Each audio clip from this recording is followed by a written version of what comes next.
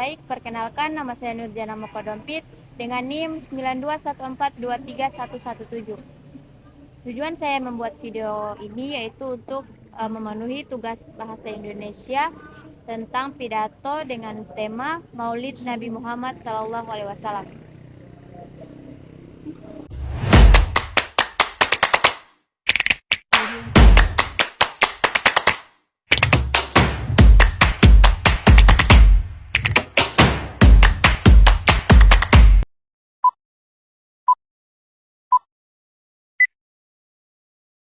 Bismillahirrahmanirrahim. Assalamualaikum warahmatullahi wabarakatuh. Innal hamdalillah nahmaduhu wa nasta'inuhu wa na'udzu billahi min syururi anfusina wa min sayyiati a'malina. Man yahdihillahu fala hadiyalah. Asyhadu an la ilaha illallah wa asyhadu anna Muhammadan abduhu wa rasuluh. Allahumma shalli ala Muhammad wa ala ali Muhammad. Walhamdulillahi rabbil alamin.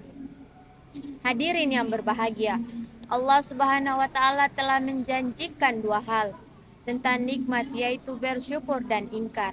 Janji pertama bagi kita yang bersyukur atas nikmat yang telah diberikannya, maka Allah akan menambahkan nikmat dan melipat gandakannya. Janji kedua, Allah akan memberikan musibah sekaligus mengurangi nikmat yang telah diterima oleh hambanya bagi yang tidak mau bersyukur.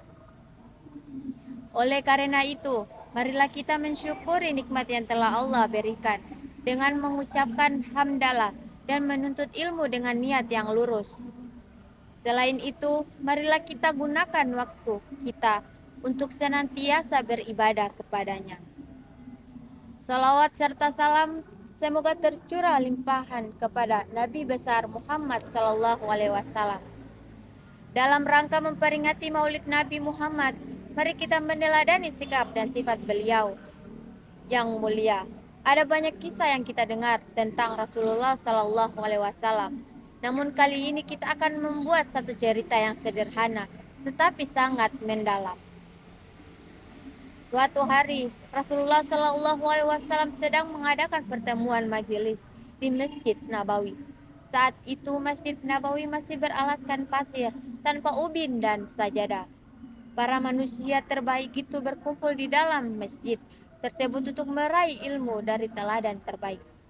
Di saat yang sama, seorang lelaki Badui yang berasal dari desa masuk ke dalam masjid, bukan untuk mengikuti majelis atau ibadah. Orang tersebut berjalan ke pojok ruangan masjid, menengok ke kanan dan ke kiri, lalu jongkok untuk buang air. Ketika kalian mengetahui hal tersebut, wajar jika kalian marah. Begitu pula yang dirasakan oleh para sahabat Nabi Muhammad SAW yang kemudian bergejolak dan marah. Mereka mendatangi orang itu dan siap meledakkan amarahnya.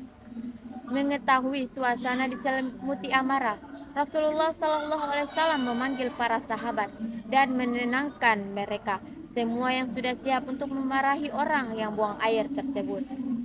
Rasulullah memerintahkan para sahabat untuk mengganggu hajat orang tersebut dan menyelesaikan hajatnya. Nabi Muhammad SAW memanggil orang itu dengan nada yang ramah. Orang Badui yang mengetahui bahwa sekitarnya sudah dipenuhi dengan hawa amarah berjalan menuju Rasulullah SAW. Ia menilai hanya Nabi Muhammad SAW satu-satunya orang yang tidak menampakkan wajah marah.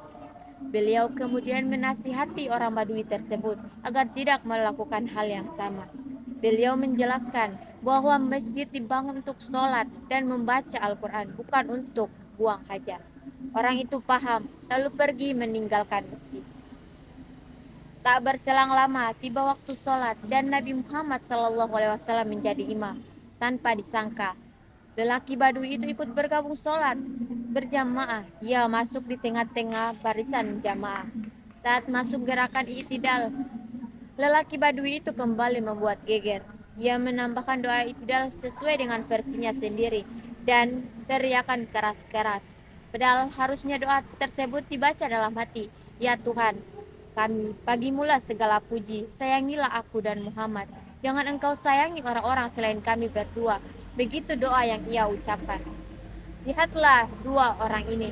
Secara rukun salat memang salah, tapi jika kita lihat dari sudut pandang lain, orang ini telah memasukkan Nabi Muhammad SAW ke dalam hatinya. Bahkan ia telah menjadikan Rasulullah sebagai orang yang paling penting bagi hidupnya, di samping dirinya sendiri. Pertemuan beberapa menit tadi telah mengisi hatinya dengan Nabi Muhammad SAW. Padahal apa yang telah Rasulullah lakukan sederhana, hanya menahan amarah, berkata yang lembut, dan memberikan nasihat secara tulus dan mendalam. Mari kita berkaca pada hidup kita. Apakah tutur, kata, sikap, dan sifat bisa meninggalkan kesan yang positif dan mendalam untuk lingkungan sekitar kita? Jangan-jangan selama ini kita memberikan kesan negatif di hati banyak orang. Jangan-jangan selama ini kita sibuk memoles diri agar terlihat sebaik dan semulia mungkin.